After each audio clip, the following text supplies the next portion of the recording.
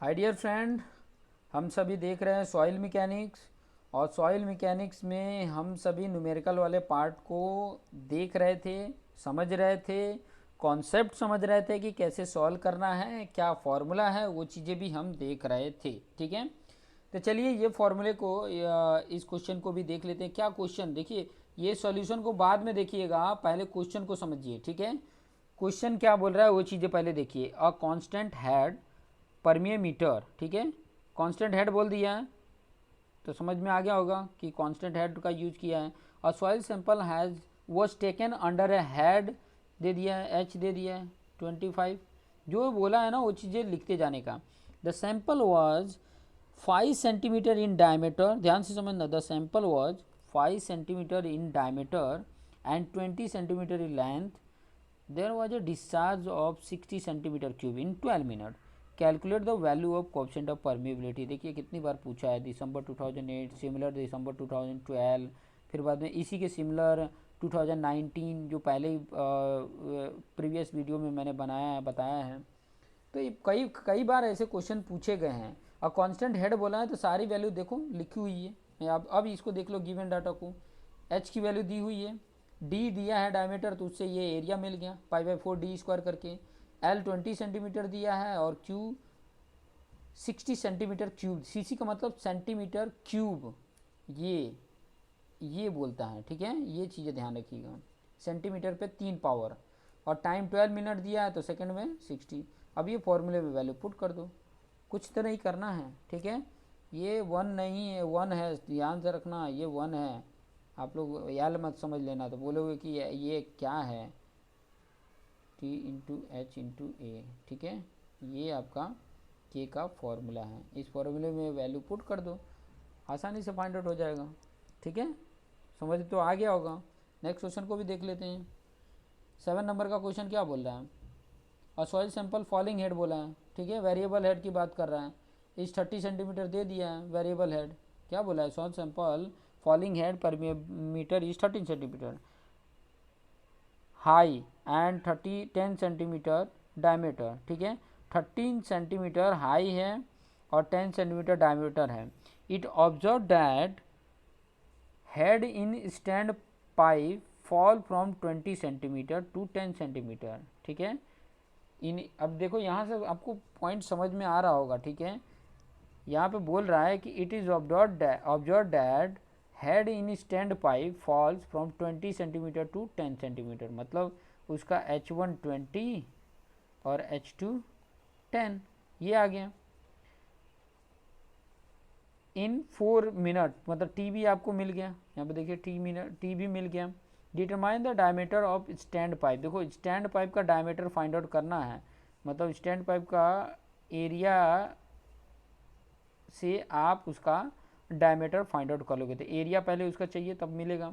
ठीक है, determine the diameter of, अभी यहाँ पे स्मॉल डी फाइंड आउट करना है, जो स्टैंड पाइप है ना उसका ए, और वो कहाँ से मिलेगा, स्मॉल ए फाइंड आउट करोगे तब मिलेगा। ये भी चीज़ें याद रखिएगा। कोएफिशिएंट ऑफ परमिएबिलिटी की वैल्यू दे दी हुई है। यहाँ पे थोड़ा सा डिफरेंट क्वेश्चन पूछा है। ठीक है, तो यहाँ पर आपको सारी वैल्यू जो दी हुई है वो चीज़ें हमने लिख ली। ठीक है, सारी वैल्यू आपकी जो भी दी हुई थी वो सभी लिख लिए कि ये 13 सेंटीमीटर जो हाई है, मतलब वो क्या बता रहा है, लेंथ बता रहा है। डी आपका दे दिया है, कैपिटल ए उससे मिल जाएगा। H1 H2 और टी के सारी वैल्यू दी हुई है, फार्मूला वैल्यू पुट कर लोगे। ठीक है, इन सारी वैल्यू में पुट कर दोगे तो आप देखोगे कि स्मॉल ए की वैल्यू नहीं है, तो स्मॉल ए की वैल्यू इस फॉर्मूले से आपको फाइंड आउट हो जाएगा।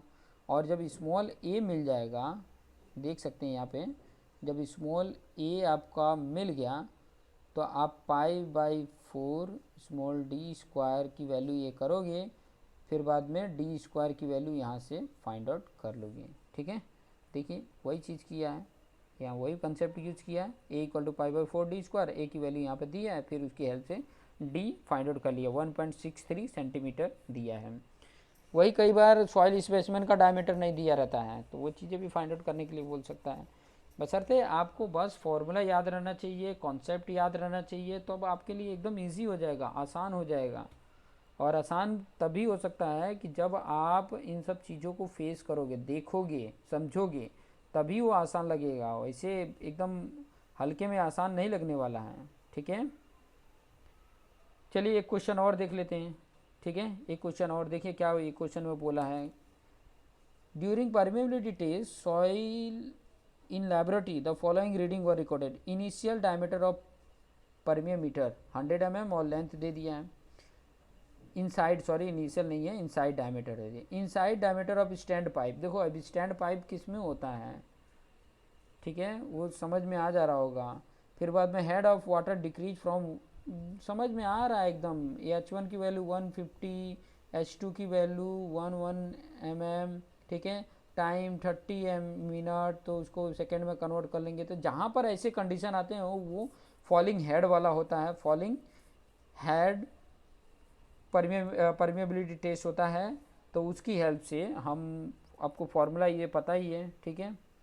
और इसकी हेल्प से हम क्या फाइंड आउट कर लेंगे, परमिएबिलिटी ही फाइंड आउट करने के लिए बोला था। ये फार्मूला क्या होता है, 2.3 small a upon capital A into capital L upon T log H1 upon H2, ठीक है। ये फार्मूला यूज करो ना आसानी से, सब कुछ तो दिया है, सब कुछ दे के रखा है। Coefficient of permeability find out करना है, ये फार्मूले में वैल्यू पुट करो, आसानी से फाइंड आउट हो जाएगा। बस याद यही रखना है, थोड़ा सा कॉन्सेप्ट यही याद रखना है कि ये किस तरीके से सॉल्व होगा, क्या दिया है क्या नहीं दिया है, कैसे फाइंड आउट करना है। फॉर्मूले याद रहेंगे तो आपको आसानी से समझ में आ जाएंगे, ठीक है। तो आशा करता हूँ आपको कॉन्सेप्ट समझ में आ गया होगा, आइडिया आपको मिल गया होगा कि मैं क्या कहना चाहता था, ठीक है। और एक और इम्पॉर्टेंट पॉइंट मैं बताने वाला था कि जैसे ही ये कंप्लीट होता है, ठीक है, तो अगर किसी भी मतलब कोई अगर है जो प्रिपेयर कर रहा है, उसको नोट्स की भी ज़रूरत है, तो मैं मिनिमम 20 रुपीज़ में मैं ये नोट्स भी प्रोवाइड कर दूँगा, ठीक है। तो आप ये देख सकते हैं, ठीक है। तो देखते रहिए और अपने आप को बेस्ट बनाते रहते हैं, ठीक है। Thank you for watching this video.